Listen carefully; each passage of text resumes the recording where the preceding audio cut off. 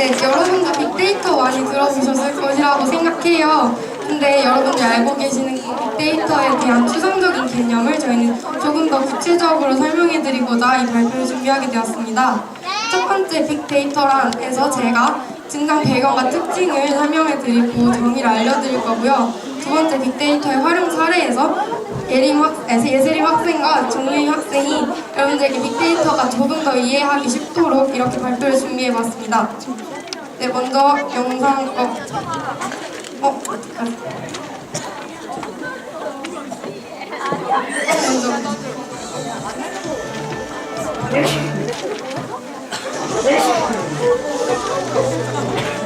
정리는 나중에.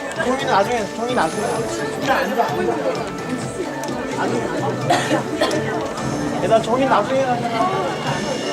정민아. 나중에 하자 말지.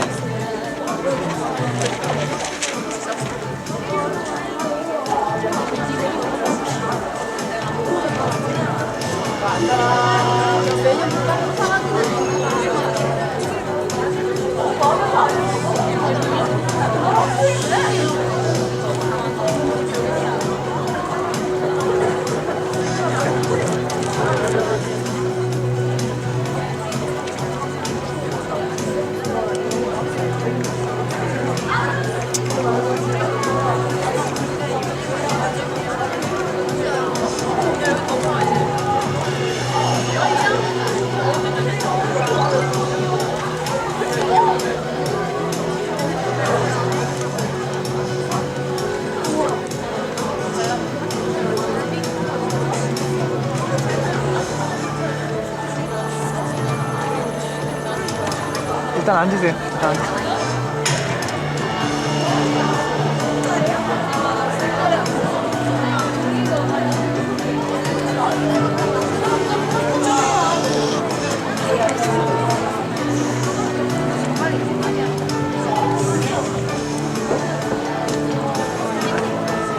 나중에 나갈 때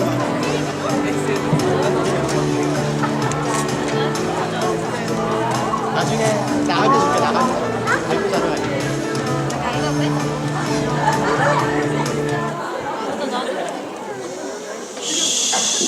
2012년 미국 백악관에서는 미국의 빅데이터 역량을 강화시킬 계획을 발표했습니다.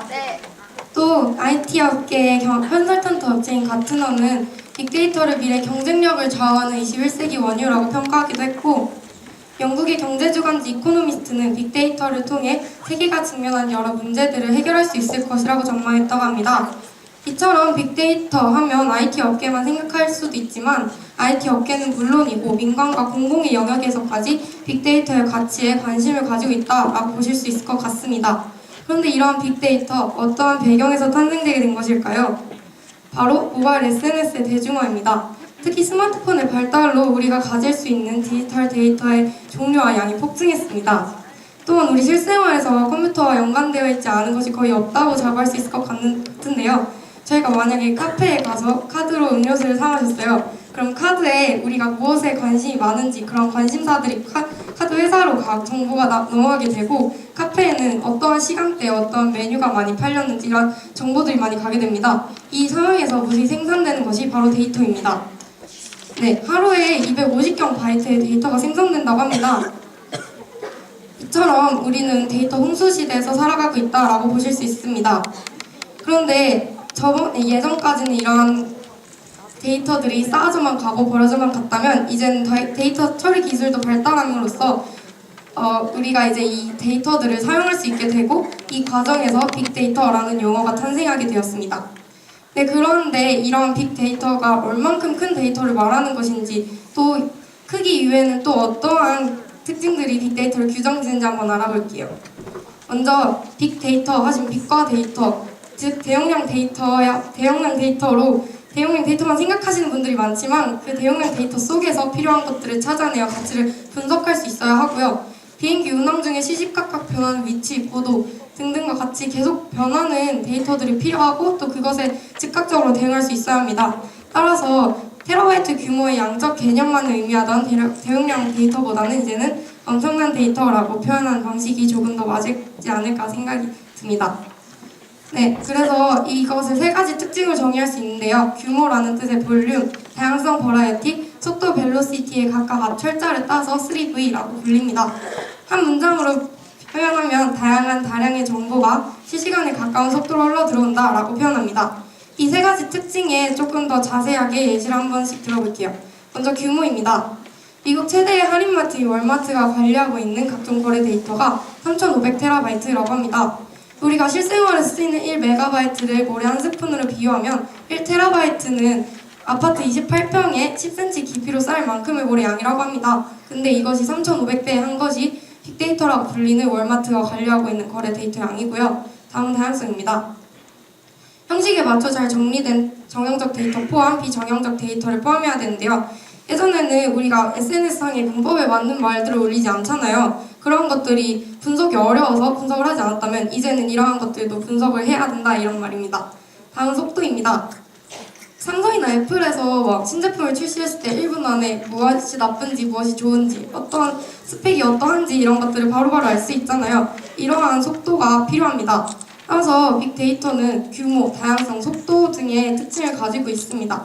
빅데이터란 기존의 방식으로는 관리와 분석이 매우 어려운 데이터의 집합, 그리고 이를 관리 분석하기 위해 필요한 인력과 조직 및 관련 기술까지 포괄하는 용어입니다. 아까 말했듯이 예전에는 쌓아져만 가고 버려져만 갔던 이 데이터들을 활용함으로써 이제는 미래를 내다보는 열쇠로 주목받기 시작했습니다. 다음은 빅데이터의 활용 사례에 대해 소개하겠습니다. 2016년 전 세계를 뜨겁게 달군 제45대 미국 대선, 미국이 세계에 미치는 영향력이 큰 만큼 많은 이들이 관심을 가졌습니다. 이 자료는 선거 당일의 승률 예측 자료인데요. 각종 매체에서는 클린턴이 당선될 확률을 80에서 90%로 예측할 정도로 클린턴이 우세했습니다.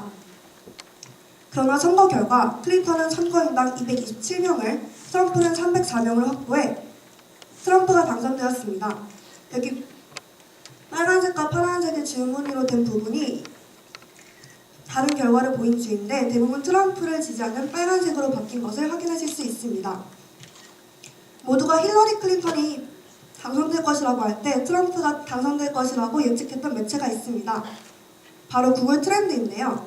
구글 트렌드가 분석한 결과 트럼프를 위해 기도하자를 검색한 횟수가 힐러리에 비해 월등히 높았습니다. 또한 SNS 계정 구독수에서도 구글 플러스와 유튜브를 제외하고는 트럼프가 앞서는 것을 확인하실 수 있습니다.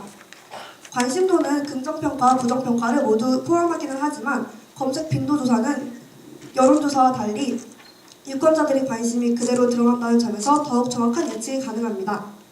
또한 여론조사는 보통 1000여 명의 무작위로 추출한 표본 집단을 대상으로 이루어지는데 이는 전체 유권자인 1억 3천여 명 중 0.00001%에 불과합니다. 인터넷으로 기사를 보다가 이런 곳에서 본인이 관심 있는 상품의 광고를 보신 적이 있나요? 저는 이런 소름 돋는 경험을 많이 해봤는데요. 이것은 소비자의 쿠키를 분석하여 소비자가 사고자 했던 상품을 다시 노출시킴으로써 구매를 유도하는 리타게팅입니다. 리타게팅의 과정은 이렇습니다. 먼저 고객이 광고주 웹사이트를 방문합니다. 그러면 고객의 컴퓨터에는 그 웹사이트를 방문했다는 기록, 즉 쿠키가 남습니다. 그런데 고객이 구매를 하지 않은 채 사이트를 떠난다면 광고주는 어떻게든 고객이 웹사이트를 방문하도록 해야겠죠? 그래서 광고회사들은 고객이 관심있게 봤던 상품을 인터넷 기사 화면이 곳곳에 배너 광고로 노출시킵니다. 고객이 이를 관심있게 본다면 이 광고를 클릭하여 리타게팅이 실제 상품 구매로 이어지게 됩니다. 그렇다면 리타게팅의 광고 효과는 어느 정도일까요? 재계약률은 무려 광고주의 98%이고 고객이 웹사이트를 재방문할 확률은 80%가 됩니다.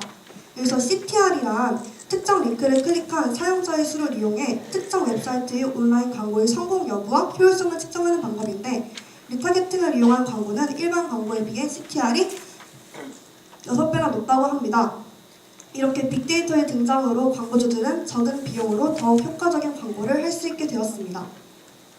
또 상품과 상품의 가격, 브랜드를 정형화된 광고 형식을 사용하기 때문에 광고물 제작 비용이 아예 들지 않는다는 점에서 일반 광고보다 더욱 효과적인 광고를 할 수 있게 되었습니다. 또 다른 개인이나 마케팅의 사례로는 개인이 취향과 선호에 맞게 할인 혜택과 서비스를 제공하는 스마트 카드가 있습니다. 국내의 신용카드사들은 빅데이터 분석을 통해 파악한 고객 니즈와 스마트폰으로부터 수집한 정보를 결합한 CLO 서비스를 마케팅에 적극적으로 활용해 왔습니다.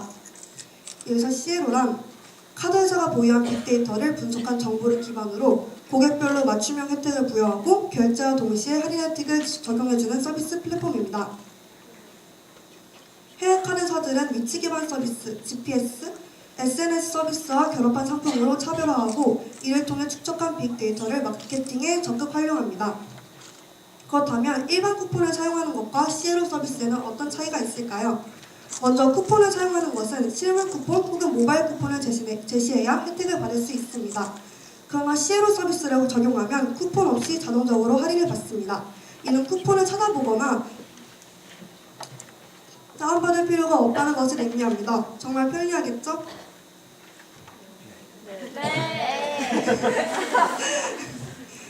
또한 일반 쿠폰은 대량 서비스로 같은 쿠폰을 많이 만들어 일률적으로 지급하는 형태입니다. 반면에 CLO 서비스는 개인 고객과 대량 고객화를 통해 더욱더 특정 사람에게 맞추고 적용 범위를 넓혀갑니다.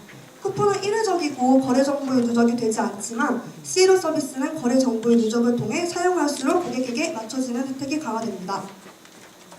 다음은 신한카드의 사례입니다.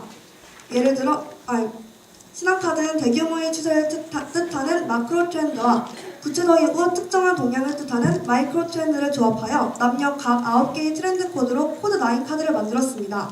각각의 고객 유형에 최적화된 코드9이 개인의 특성을 잘 반영하지 못했다면 코드를 재조합하여 자신의 특성에 맞는 카드를 찾으시면 됩니다.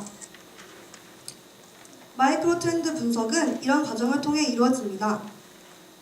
예를 들어 해외 직구를 할 고객의 카드를 만들어 본다면 해외 직구 연관 소셜 버전, 해외 직구 이용 고객을 나이대 등으로 분석한 후 미래의 소비 패턴을 예측하여 해외 직구 서비스를 필요로 하게 될 고객을 위한 카드를 만들어냅니다.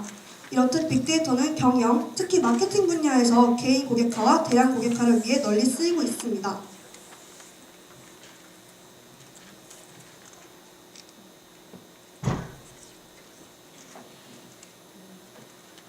계속해서 빅데이터 활용 사례에 대해 소개해드리겠습니다. 저는 두 가지 사례를 소개해드릴 것인데요. 첫 번째는 바로 서울시 시외버스 노선 최적화 사업입니다. 여러분, 올빼미 버스라고 혹시 들어보신 적 있나요? 네! 올빼미 버스는 버스 번호 앞에 밤 나잇을 뜻하는 N을 붙인 심야버스입니다. 심야에 대중교통이 끊어진 상태에서는 자정부터 새벽 5시까지 운행하는 심야버스에 기대를 걸어볼 만한데요. 문제는 내가 승차하고자 하는 곳에 심야버스가 정차하느냐입니다. 네. 즉, 좋은 의도에서 시작했지만 실제 시민들의 활용도가 높지 않다면 무용지물이 되는 것이죠. 그럼 이것을 결정하는 것이 심야버스 노선 최적화 사업입니다. 이 당시 2개의 노선이 시범적으로 운행되고 있었고 이후 6개 노선으로 확대할 계획이 있었습니다. 자, 여기서 그럼 노선을 어떻게 정할 것이냐는 과제가 있는데 이는 결국 밤 시간대 유동인구가 많은 구간을 묶어서 노선을 만드는 문제로 귀결됩니다. 그럼 유동인구가 많은 구간을 어떻게 정할 것인가라는 문제가 다시 생겨나게 되는데요. 큰 고민 없이 정형적인 방법으로 접근한다면 아마도 버스 노선을 담당하는 전문가들의 직관이나 예전 버스 운영 데이터를 기반으로 할 가능성이 높습니다. 하지만 이 방법이 정말 정확할까요? 여기서 우리는 빅데이터를 활용할 수 있는 접점을 찾을 수 있습니다. 지역별 유동인구를 파악할 수 있는 데이터가 무엇일까 고민해보는 것이죠. 신용카드 결제 데이터, 휴대전화 통화 이력 데이터, 택시 스마트카드 데이터 등 조금만 생각해보면 직감에 의해서가 아닌 데이터에 의한 정량적 유동인구 분포들을 그려낼 수 있다는 것을 알 수 있습니다. 이 아이디어를 바탕으로 서울시는 KT와 협약을 맺고 휴대전화 이력 데이터에서 유동인구 통계 정보를 얻을 수 있는 채널을 마련합니다. 그럼 이 사업에서 빅데이터를 활용한 방법을 설명하자면 첫 번째로 서울시를 1km 반경에 1250개 행사셀 단위로 구분합니다. 다음 한 달치 KT 휴대전화 이력 데이터로 쉬는 시간 통화량을 분석하고 이를 통해 구역별 유동인구 밀집도를 분석하고 이를 헥사셀 단위로 시각화합니다. 그 다음으로 기존 노선의 시간, 요일별 패턴을 분석한 후 노선 부근의 유동인구 통계로 가정치를 계산하여 노선을 최적화합니다. 마지막으로 정류장 단위로 통행량을 추정하여 통행량을 선의 굵기로 표현하여 헥사셀로 구분된 맵에 시각화합니다. 최종적으로 요일별 배차 간격 조정을 결정합니다. 서울시 발표에 따르면 올빼미 버스를 운영한 지 50일 만에 총 30만 4천 명, 하루 평균 6,079명이 이용했다고 합니다. 이는 하루에 버스 한 개당 138명, 정류소 한 개소당 5.8명이 이용한 것으로 일반 시내버스 한 대당 하루 평균 이용 승객 110명과 비교해서 크게 높은 수치인 것을 알 수 있습니다. 두 번째로는 빅데이터를 활용해 신생아를 구한 사례가 있습니다. 여러분, 빅데이터가 소중한 생명을 구한다는 이야기를 들어본 적 있나요? 캐나다의 온타리오 공과대학에서는 빅데이터를 이용해 신생아의 생명을 구하고 있습니다.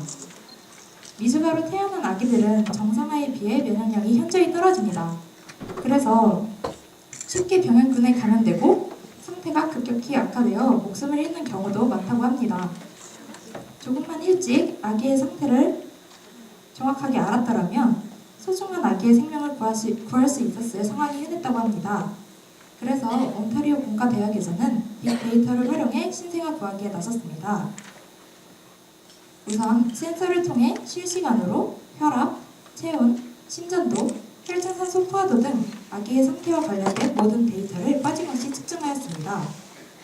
그렇게 수집한 데이터를 시간 단위로 분석한 결과 24시간가량이나 빨리 미숙아의 이상 징후를 찾아낼 수 있었다고 합니다. 그 결과 더 빠른 치료를 할 수 있게 되었고 수많은 미숙아가 제대로 치료받아 건강하게 자랄 수 있었다고 합니다. 이처럼 빅데이터를 활용한 사례는 우리에게 매우 중요한 시사점을 남깁니다.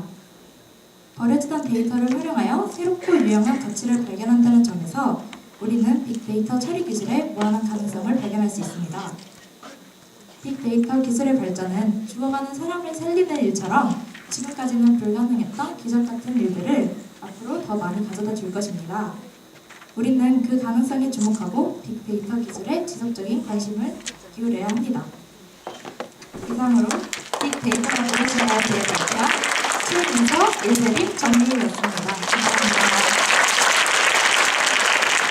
자, 여러분 잘 들으셨어요?